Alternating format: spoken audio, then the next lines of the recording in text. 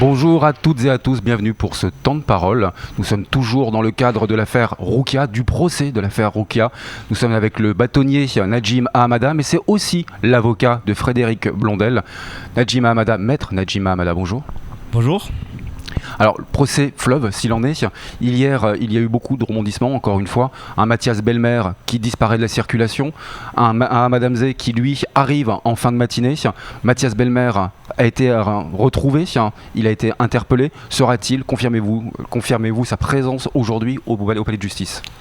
A priori, il sera là puisqu'il a été interpellé. Il était dans les locaux du commissariat de Saint-Denis de La Réunion. Et sauf s'il n'y avait pas de place dans l'avion, mais même en première classe, j'allais dire, il aurait pu être mis dans l'avion. Donc, a priori, il sera là cet après-midi à 14h, quand l'audience va recommencer. Alors, quel est le traitement qu'il sera réservé, comme pour Madame Zé d'ailleurs, parce qu'ils sont sous le coup d'un mandat d'amener, donc ils sont venus par la force. Dormiront-ils à l'hôtel ou seront-ils au centre pénitentiaire? A priori, là, encore une fois, puisqu'on a été obligé d'aller le chercher de force, il sera contraint de dormir dans les geôles j'allais dire Domingo, non, de Magicavo. Vous connaissez bien la Réunion, vous. En attendant, hier, il y a eu des auditions assez importantes où on a révélé les méthodes du GIR. On n'était plus véritablement dans le cadre de la mort de Roukia, mais dans les circonstances et le cheminement, comment la drogue a pu arriver jusqu'à Roukia. Et là, on a découvert des méthodes assez incroyables de la part du groupement d'intervention régionale. Effectivement, moi, ce qui m'a choqué hier, c'est qu'on a complètement éludé, oublié Roukia, puisqu'on parlait des tontons, on parlait de la façon dont les gendarmes et les policiers, dont M. Bouclé, puisque pour ne pas le citer, qui profitaient un peu de cette situation d'immigrés, des gens en situation irrégulière, pour leur obligés, parce qu'ils disaient que c'est les étrangers qui allaient les solliciter, pour les obliger à balancer les autres, pour les obliger à infiltrer des réseaux, pour les obliger à s'engager dans des trafics de stupéfiants. Et s'ils ne le faisaient pas, ils étaient tout simplement reconduits dans leur pays. Et puis voilà. Donc on a eu l'exemple hier de M. Mzé, justement, il y avait le titre de séjour qui était fait, mais on lui donnait pas, on lui montrait, il est là, tant que tu continues pas à travailler pour nous, on te le donne pas. Et le jour où il a voulu arrêter, le titre a tout simplement été annulé. Monsieur Gauthier a demandé à ce que le titre soit annulé. Donc ça, c'est des méthodes, effectivement, qui ont été révélées hier, mais qu'on savait déjà, que le juge Karki était en train de démontrer, puisqu'il est allé perquisitionner la préfecture pour prendre les dossiers administratifs des gens. Effectivement, il a constaté que ces personnes-là avaient une pseudo-immatriculation et des titres de séjour alors qu'ils n'avaient pas droit. Mais je voudrais pas non plus qu'on se focalise sur ce point-là, puisqu'effectivement, faut pas oublier, on est dans le procès Roukia. Et ce qui nous importe, c'est de savoir les circonstances, pourquoi elle est décédée. Et là, on a eu, de manière ahurissante, une démonstration de toute mauvaise foi de la gendarmerie. On a des personnes qui disent c'est pas la drogue qui était passée par le GIR qui l'a tué. La drogue qui est passée, c'est de la cocaïne. Et ce qui l'a tué, c'est de l'héroïne. Mais à aucun moment, il rapporte la preuve comme quoi c'était de la cocaïne qui était qui est passée dans les services du GIR. On a quand même un gradé qui fait le test, qui ne fait pas de procès verbal. On a Jérémy Bouclé qui fait le test, qui demande à son indique de lui apporter la drogue dans les locaux de la gendarmerie, qui ne fait pas de procès verbal, qui n'avertit pas sa hiérarchie de manière officielle, qui n'avertit pas le procureur de l'époque. Et enfin, on a ce gendarme ou ce policier qui nous dit finalement, moi j'étais sur le départ, je devais partir à Madagascar et puis je devais partir de Mayotte. J'ai demandé à un de mes collègues de remettre cette drogue dure à l'indicateur pour qu'il s'en débarrasse. Mais c'est affolant. C'est quoi ce policier? Mais qu'est-ce qu'il a à faire dans la police? Il fait introduire de la drogue dure sur le territoire et en plus il l'a fait recirculer. Et après on nous dit, mais finalement moi c'était de la cocaïne et ce qui a tué Roukia c'était de l'héroïne. Ce monsieur, je voudrais dire quand même, et le signaler parce que je l'ai révélé, je suis pas l'avocat de Roukia ni de sa famille. Pas un mot à l'endroit de la famille. Pas de compassion. Il est là en train de dire finalement j'ai eu ma vie qui a été un peu chamboulée, détruite, il a dit. Des problèmes de couple. Mais qu'est-ce qu'on s'en fout? Il y a une jeune fille qui est décédée. La moindre des choses, c'est un peu de compassion, un peu d'excuses. Et là, ça aurait été bien. Il aurait grandi l'image du GIR et de la gendarmerie et de la police. Ce qu'il n'a pas fait aujourd'hui et hier. Maître, vous lui avez posé une question hier, fondamentale. C'était l'une des dernières de son audition. Vous lui demandez, vous sentez-vous responsable de la mort de Roukia? Sa réponse a été non. Oui. Êtes-vous convaincu de sa réponse? Je suis pas du tout convaincu de sa réponse. Je pense même qu'il est au cœur du problème. Parce que aujourd'hui, on va entendre Mathias ou demain matin, selon s'il arrive aujourd'hui ou demain. Effectivement, Mathias, avec Roukia, aurait consommé cette drogue. Mais cette drogue arrive jusque dans les mains de Mathias. C'est parce que Monsieur Bouclé l'a permis. Il l'a permis comment? En demandant à un indique d'essayer de s'en débarrasser. L'indique, comment il fait? Il s'en débarrasse en essayant de le vendre, tout simplement. Parce que comment il l'a eu? Il l'a eu à partir de quelqu'un qui se trouvait en juin, qui attendait son argent. Qui lui mettait la pression pour avoir son argent. Donc à partir de là, quand on permet, on est quand même, il a indiqué, il avait 18 ans de service. Il est dans au GIR, qui est le groupe, on va dire, d'élite de l'époque de Mayotte. Donc c'est pas un petit flic, j'allais dire.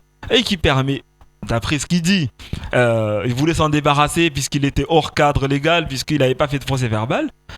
Cette drogue-là, même si il dit le contraire, c'est cette drogue-là qui a tué Roukia. Sauf à démontrer que c'était de la cocaïne qui est arrivée dans les services du GIR. Il y a une phrase qui m'a particulièrement marqué dans cette audience hier, mais sur les différentes comparutions. Bouclé dit « J'ai été mis devant le fait accompli quand on m'a ramené la drogue ». Et hier, Gérard Gauthier, pour résumer sa position dans cette affaire, avec la cocaïne, il dit « J'ai été mis devant le fait accompli. Je n'étais pas au courant qu'elle devait arriver. Je n'étais pas au courant que c'était de la cocaïne. Je n'étais pas au courant qu'elle a été remise. J'ai toujours été mis devant le fait accompli. » Là encore, est-ce que vous êtes convaincu? Surréaliste, le GIR a été créé à la base pour se battre contre les filières d'immigration clandestine, les réseaux, les personnes qui font venir ici, pas le petit Kwassa, les personnes qui s'organisent pour les mettre dans les Kwassa, les amener ici, leur trouver des logements, ainsi de suite, et lutter contre les trafics de stupéfiants. Et c'est le plus gros volet, c'est celui qui voulait développer d'ailleurs. Et moi j'ai senti surtout pour les gendarmes, le GIR, de la frustration. Parce que à un moment, ils étaient presque en train de toucher un gros dealer qui se trouvait en juin, qui vendrait de la cocaïne. Et finalement, le parquet n'a pas donné suite.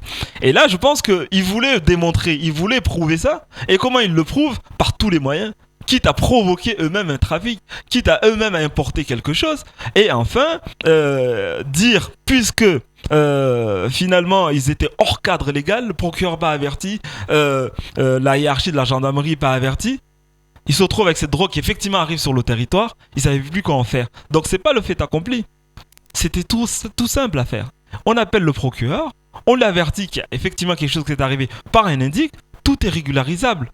Tout est régularisable. Donc, ils ont manqué de sérieux, de rigueur dans cette affaire. Et malheureusement, encore une fois, moi je reviens toujours sur ce qui s'est passé. Ça a provoqué le décès d'une jeune fille. En effet. Il y a eu des écoutes téléphoniques mises en place par le directeur d'enquête de l'époque, de la section de recherche, Michel Alise. Qui devrait être entendu aujourd'hui. Ça, c'est une nouvelle aussi. Justement, une bonne nouvelle. Avec le numéro 2 de la gendarmerie à l'époque, qui était quelqu'un de très dévoué, justement, aussi. Voilà. Ça a été décidé à l'unanimité des avocats hier, d'introduire ces nouveaux témoins. Ça, c'est des témoins qui étaient prévus à la base, qui étaient prévus dans l'ordonnance de renvoi devant le tribunal correctionnel, décidée par le juge d'instruction, et le procureur avait dit ça serait bien de les entendre. Mais c'est bien de dire c'est bien de les entendre, mais d'aller jusqu'au bout de la démarche. Donc effectivement, on leur a lancé des citations pour qu'ils soient entendus en qualité de témoins devant le tribunal, sauf que on n'a pas eu le retour des citations pour savoir si on les a remis ou pas, et finalement on a considéré qu'on n'avait pas retrouvé ces gens. C'est bizarre, c'est des gendarmes, quand même. Comme disait Mansour Kamardine hier, on meurt gendarme. C'est-à-dire on sait où on est parce qu'on aura peut-être besoin de nous. Et finalement, effectivement, par les démarches des parties civiles, on a pu les localiser, avoir leurs adresses, communiquer hier au tribunal. Et effectivement, on va leur demander aujourd'hui s'ils sont disposés à témoigner par visioconférence. Monsieur Alise, je rappelle, c'était le patron de la SR. Patron de la SR, qui était le patron du GIR. C'est-à-dire, au-dessus du GIR, il y avait quand même quelqu'un qui chapeautait le GIR, c'était la SR. Et la difficulté entre Alice et Gauthier, c'est que, je ne sais pas si vous avez entendu hier, c'est que Gauthier était plus gradé que son propre patron. Exactement. Et donc ça posait des difficultés. Gauthier dit c'est pas vrai, c'est lui qui avait un problème par rapport à ça. Non, se faire commander par quelqu'un qui est sur le plan du grade inférieur, c'était un peu difficile pour lui. Effectivement, les relations se sont dégradées.